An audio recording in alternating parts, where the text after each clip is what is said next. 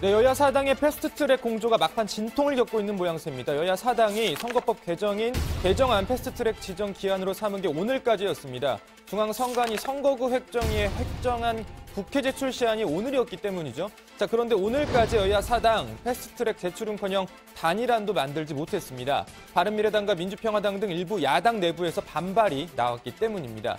정리를 하면 이번 여야 사당 공조는 선거법 개정안과 개혁 입법안을 함께 패스트트랙으로 처리하자는 민주당의 안을 야3당이 받아들이면서 성사가 된 모양새였습니다. 그런데 이 바른미래당 내부에서 이른바 개혁 입법안 등 이 동시 처리 등의 문제 제기를 한 겁니다. 아예 선거법 개정안 패스트트랙 처리 자체에 반대하는 의견도 나왔습니다.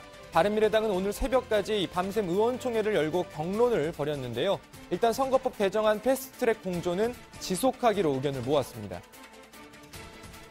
선거제도 개혁에 관한 일정상 부득이하게 패스트트랙 협상에 응하라라고 하는 점으로 더 많은 의원님들이 의견을 주셔서 그렇게 진행을 하기로 했습니다. 다만 공수처 법안 또 검경수사권 독립방안 조정 방안에 관해서는 야당의 요구가 관철되는 것을 전제로 해서 협상에 임하라는 의원들의 위임이 있었다는 말씀을 드리겠습니다.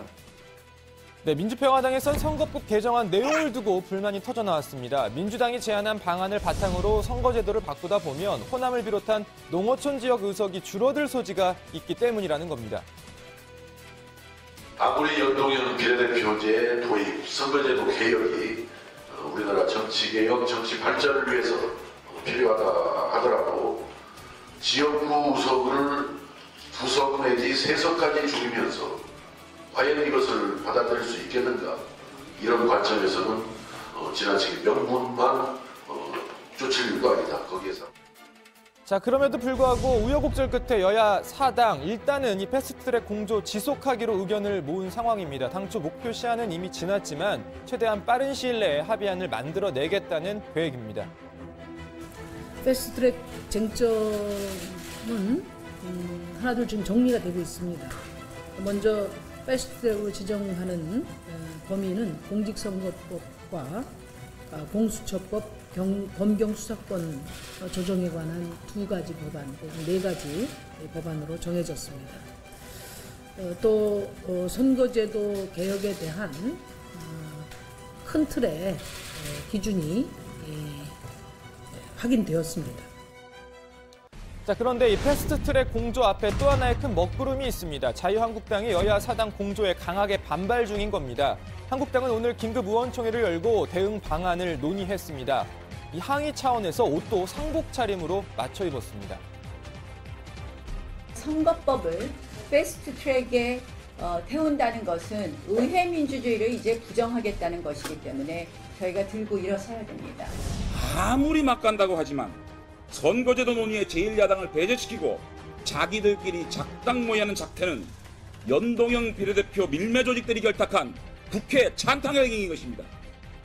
네, 패스트트랙 관련 소식은 들어가서 전해드리고요. 한국당 이야기 나온 김에 어제 오늘 논란이 되고 있는 나경원 의원 발언 하나 소개해드릴까 합니다. 일단 어제 발언부터 들어보시죠. 오파는 곧 친일이라는 프레임을 통해서 앞으로 이 정부의 역사 공정이 시작되는 것 아닌가 이렇게 생각을 합니다. 우리 해방 후에 반민특위로 인해서 국민이 무척 분열했던 거 모두 기억하실 겁니다. 또다시 이 대한민국에서 이러한 전쟁이 일어나지 않도록 잘 해주실 것을 말씀드립니다. 네, 국가보훈처가 친일 행위를 한 독립유공자, 그러니까 가짜 유공자를 가려내기 위해 전수조사를 한다는 입장을 밝히자 보훈처가 과거와의 전쟁을 확대하고 있다면서 이 같은 입장을 내놓은 겁니다. 그런데 반민특위를 거론한 게 논란이 됐습니다. 자, 아시다시피 반민특위는요, 1948년 국회에서 반민족행위처벌법이 통과되고 이 법을 근거로 만들어진 친일 세력 청산기구였습니다. 하지만 결과는 아시다시피 실패에 가까웠죠. 이승만 정부의 비협조, 그리고 무엇보다 친일 세력이 주도하고 있던 경찰의 강한 반발이 주된 원인이었습니다. 고등학교 한국사 교과서에서는 이렇게 설명하고 있습니다. 반민특위는 범국민적 호응을 받으며 1949년 1월부터 활동을 개시하였다. 반민특위 활동이 이처럼 미미하였던 것은 이승만 정부의 비판적인 태도가 큰 원인이었다. 이승만 정부는 친일파 청산보다는 반공이 우선이라는 주장을 펴며 반민특위 활동을 공개적으로 반대하였다. 일부 경찰들은 반민특위 사무실을 습격하기도 하였다. 경찰은 치안 유지와 공산 세력 저지의 공을 주장하며 반발하였다. 1949년 6월 경찰은 반민특위 사무실을 습격하여 특별경찰을 무장 해제시키기도 하였다. 결국 반민특위는 1949년 8월 말 해산되었다.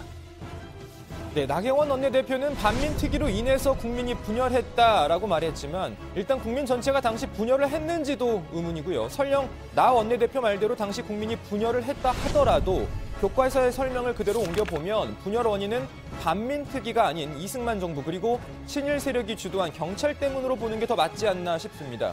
나경원 원내대표의 이 발언을 두고 어제 오늘 여야에서 비판이 쏟아졌습니다. 자, 이에 대해 나경원 원내대표도 오늘 추가 설명을 내놨는데요. 자세한 이야기는 들어가서 전해드리겠습니다. 오늘 발제 이렇게 정리합니다. 여야 사당 패스트트랙 협상 중 한국당 의회 민주주의 부정.